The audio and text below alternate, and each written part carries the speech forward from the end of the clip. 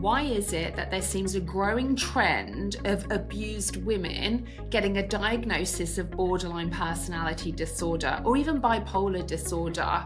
What is that all about? Well, that's exactly what I'm going to be talking about in today's episode on Trauma and Narcissism Redefined. Why are we living in literally an epidemic of abused women getting a diagnosis of borderline personality disorder? So a massive warm welcome to the podcast, Trauma and Narcissism Redefined. My name is Caroline Strawson, and I'm here to help and support you really with day-to-day challenges that I know many of us face. I came out of an abusive marriage, over 12 years ago now. It literally was on my knees. My nervous system was so dysregulated. I would be in freeze one minute and then I'd be super angry the next, and I felt filled with shame. But there are reasons for all of that. And this podcast is really about talking to you around trauma, around narcissism, things that are really personal to me, getting great interviews with people so that you can learn and also know there's light at the end of the tunnel, because there is, and I know it can feel like it isn't. So a huge welcome. If you're a new listener, massive welcome to you. If you're one of my regular listeners, welcome back. Do make sure you hit the subscribe, you hit the follow button, whether you're watching this on YouTube or listening to this on one of the podcast platforms. Do make sure that you don't miss them as I drop new episodes every single week. And I want to help and support you because I know what it's like to feel like you're on your own. So let's start to think about borderline personality disorder and being in an abusive relationship. This is something that's really, really close to my heart. You know, I was in a marriage with a covert narcissist many, many years ago. And when I started to understand the patterns of behavior, you may have listened to the last episode on trauma bonding and talking about that addiction, the cortisol, the dopamine, that cycle of abuse that we end up in, being addicted to that. And that can transcend into all kinds of relationships for us when we become an adult. One of the other key things that I noticed is that many women in my community have a diagnosis of borderline personality disorder or even bipolar. Now, the great thing about this, maybe you're listening and you've had this diagnosis, and this is really for you or any of you that are maybe going through a diagnostic perspective. I know sometimes having a diagnosis can be really comforting in knowing that it's not our fault, and I get that.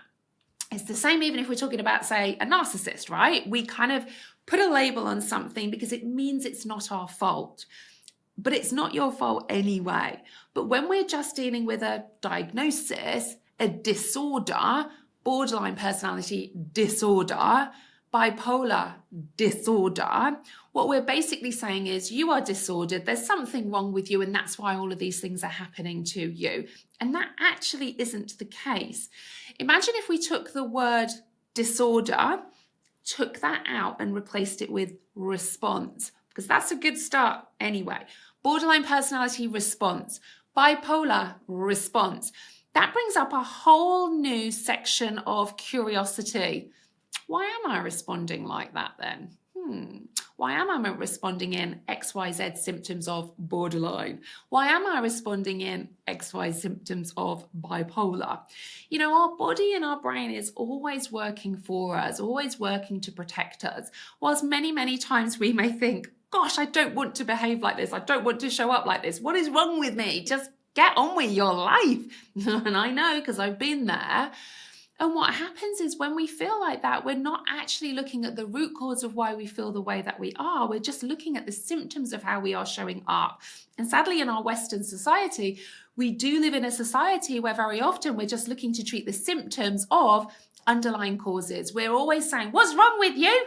Instead of what's happened to you for you to show up in those responses in the first place. And that's a really, really key point. We need to stop saying what's wrong with you and really start to understand what's happened to you so that we can start to look at the root cause of why that response is happening, why those behaviors are showing up. Because they're always showing up with a really good intention for you, albeit very often in a destructive fashion. Now, in this episode, I want to talk to you specifically about borderline personality disorder, because over 75% of women who get diagnosed with borderline personality disorder have been in or are currently in an abusive relationship. So what we're basically doing is we're labeling women in abusive relationships with borderline personality disorder. Now, that might seem, well, yeah, that's right, because they're in an abusive relationship and they have borderline. So basically, we're saying they are in an abusive relationship because they have borderline personality disorder and there's something wrong with you. Yeah, no, I don't buy into that. I do not buy into that whatsoever. So I know I'm going to be pushing the grain. And when we talk about borderline, borderline is listed in a book that's called the DSM, the Diagnostic and Statistical Manual of Mental Disorders. Try saying that if you've had a few to drink, right? So this book lists literally all the diagnoses that you could think about, like borderline, like bipolar, like anxiety, like depression, like PTSD, like narcissistic personality disorder, and all the other, 10 personality disorders that are out there. But what we are missing with that book is really why it was brought about in the first place and what it actually gives us as a society. So this book was written so that we could diagnose and label somebody with something that we could then give medication to.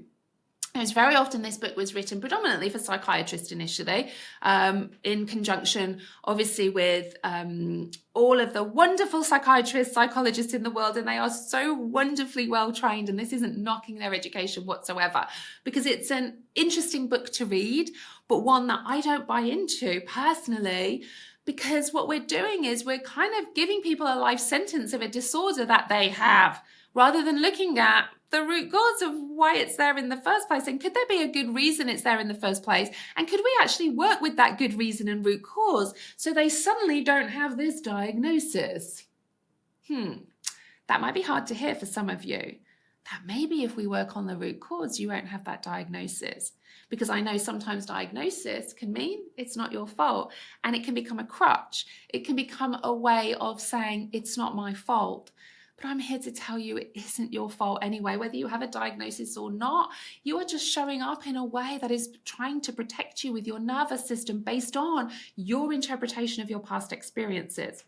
Now, I want to share with you exactly what borderline personality disorder is, and then exactly what complex post-traumatic stress disorder is. Now, in the DSM, we have PTSD. What we don't have is complex PTSD. So PTSD, post-traumatic stress disorder, tends to be about a singular event that happens. So we would think of, a veteran who's come back from war. It might be a car accident. It might be, a health diagnosis. That can cause PTSD. But complex PTSD, which isn't in the DSM, basically is lots of traumas along the way. It's not just one thing, it's lots of things. It's more complex over a long period of time, like child abuse, like domestic abuse, like, hostage cult situations. Complex PTSD can come from that. And there's slightly different symptoms that show up than PTSD, and there can be a lot of overlap with that too. I want to give you what the symptoms of borderline personality disorder are. Then I'm going to give you the symptoms of complex PTSD. And then we're going to look through it from the lens of an abused woman. And the reason why I'm talking about it from a gender perspective in this is because it tends to be women who do get diagnosed more than men. That doesn't mean men don't get diagnosed. Before you all email me in and say this happens to men too, I know that. But I specifically want to focus on this episode because it is predominantly in women. And 75% of those diagnoses are in women who are in abusive relationships. Why don't we look into that more? Why are we just diagnosing women in abusive relationships with borderline? Here's some medication, go and get on with it, rather than looking at the root cause. Why are you in an abusive relationship? What's showing up for you in your nervous system when you're in that abusive relationship? Because really, that's what we're slapping the label on as borderline personality disorder. But anyway, enough about that. Let's start to go through the symptoms of borderline personality disorder. So there are 4 key main areas. And again, this is all in your DSM that you can go and have a little look at. And, if you want to read it before bed, it's a really good book to read to help you drift off to sleep. Anyway, there's 4 key main areas with borderline personality disorder. Now, as I'm saying these, if you are currently in an abusive relationship or you ever have been in, think about, did these show up for you when you were in the abusive relationship? Okay, just hold that thought as I'm sharing this. So the 4 areas are emotional instability. So we have emotional dysregulation, disturbed patterns of thinking or perception, impulsive behavior, and intense but unstable relationships with others. Now, again, this can be broken down. So when we look at the emotional instability and dysregulation, they can be rage, they can be sorrow, they can be shame, they can be panic, they can be terror, and they can be long-term feelings of emptiness and loneliness. They can be disturbed patterns of thinking, so upsetting thoughts, such as thinking you're a terrible person or feeling you don't exist. Brief episodes of strange experiences, such as can be hearing voices potentially. Prolonged episodes of abnormal experiences, so sometimes they can be hallucinations. Impulsive behavior, so this can be impulse to self-harm. Hand up for me, when I was in an abusive relationship and I just come out, self-harm was a really big protector response for me. It really was, and that can be cutting, things like that too. A strong impulse to engage in reckless or irresponsible activities, unstable relationships, so constantly texting or phoning a person, suddenly calling that person in the middle of the night, physically clinging on to that person and refusing to let go, and making threats to maybe harm yourself if that person ever leaves you. Now, when I share those with you, if I hadn't have said these are the symptoms that are listed in the DSM for borderline personality disorder, can you relate to them? So let's say you went to your doctor and you're in an abusive relationship and you say things like, I'm angry one minute and then I'm crying the next. I don't want them to leave me, so I'm always checking up. I'm texting them. I don't want them to go. I always feel like maybe it's my fault and I don't exist and there's something wrong with me. You see where I'm getting? If you went to a doctor and said all of that, they might say to you, you've got borderline personality disorder. Well, when you get that diagnosis, then it's almost like this is now happening to you because you have borderline personality disorder. No. Remember, if we change it to response, because you're in that abusive relationship, your responses are really the symptoms of borderline personality disorder that you end up getting a diagnosis of.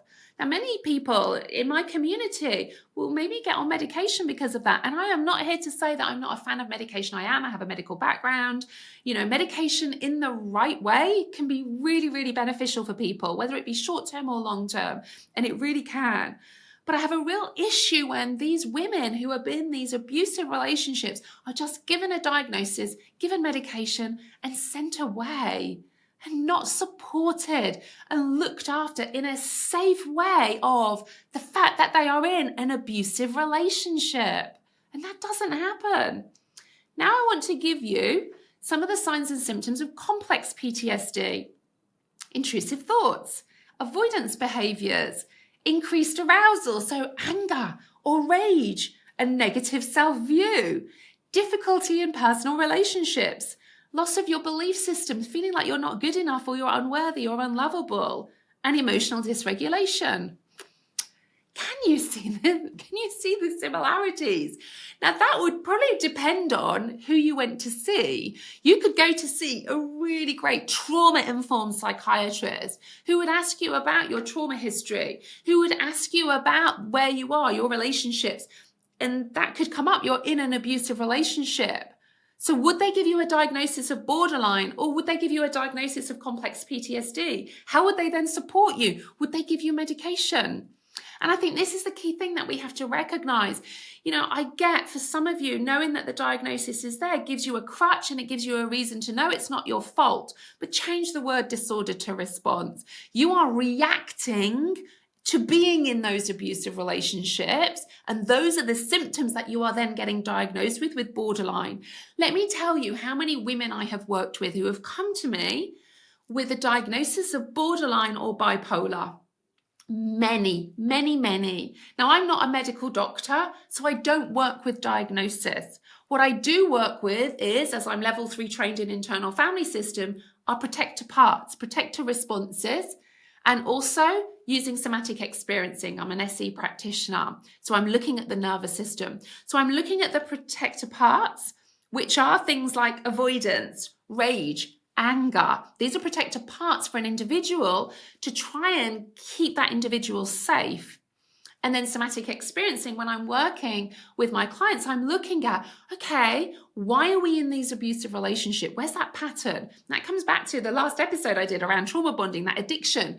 We're looking at childhood. We're looking at those relationships with our parents and our caregivers. We're looking at incomplete survival responses, because there is a reason why many of us end up being in these cycle of abusive relationships. This was me. It wasn't just romantic relationships. It was also friendships. It was literally, when I look back, when I started to realize this stuff, I realized that I was addicted to being in these toxic relationships. Now, I could have at some point gone to see a psychiatrist, and the likelihood is I would probably have got diagnosed with borderline personality disorder.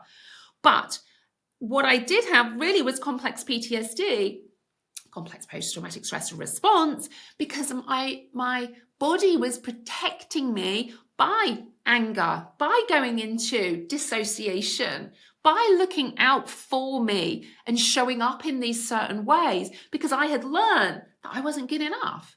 And that had come from my childhood, from an unemotional father, which meant that those relationships where I felt worthless felt familiar to me. I was addicted to the cycle of the breadcrumbing 1 minute, and then the cortisol of the fight, flight, and freeze the next.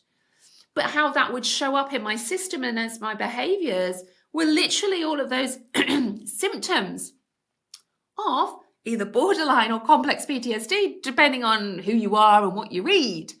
But both of those don't necessarily have to be a life sentence. Let's stop labeling women with a chemical imbalance in their brain, and that's why you've got borderline personality disorder. Let's stop labeling these women with borderline and actually start looking at the root cause. You're in an abusive relationship.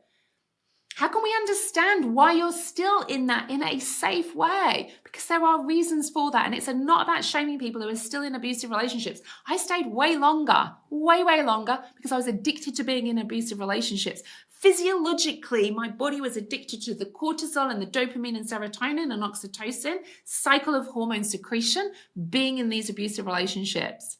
But I felt a lot of shame. Why couldn't I just leave? But it has to be safe. There are things that we need to look at. Safety, incomplete survival responses from our childhood. And when we do that, and I use through somatic experiencing, internal family systems, brain spotting, EMDR, all of these amazing somatic elements of working with my clients, guess what? So many women I have worked with, they suddenly don't have a diagnosis. Well, why is that? If they have a disorder, surely that's a life sentence. It isn't a life sentence. All this means is the symptoms are responses, protector responses. What's the root cause? Okay, you're in an abusive relationship. Why are you in an abusive relationship? Now we go back to childhood. Complete the survival responses from your childhood so you know and feel you are good enough. Then guess what? You suddenly start to see things very differently. We create a safe exit strategy for you, and it has to be safe. And we exit you from that relationship. We help set you up. We're continually working on your belief systems so you know and feel you are good enough. And guess what? All of a sudden, those symptoms or responses of borderline or complex PTSD, they're no longer there anymore, because those responses, the symptoms, are protector parts of you because of usually some form of childhood experience and interpretation. And that can be something huge. And equally, it could be an unemotional parent, parents getting a divorce. There can be lots of different ways as children will interpret everything as being a reflection of ourselves, and everything revolves around that.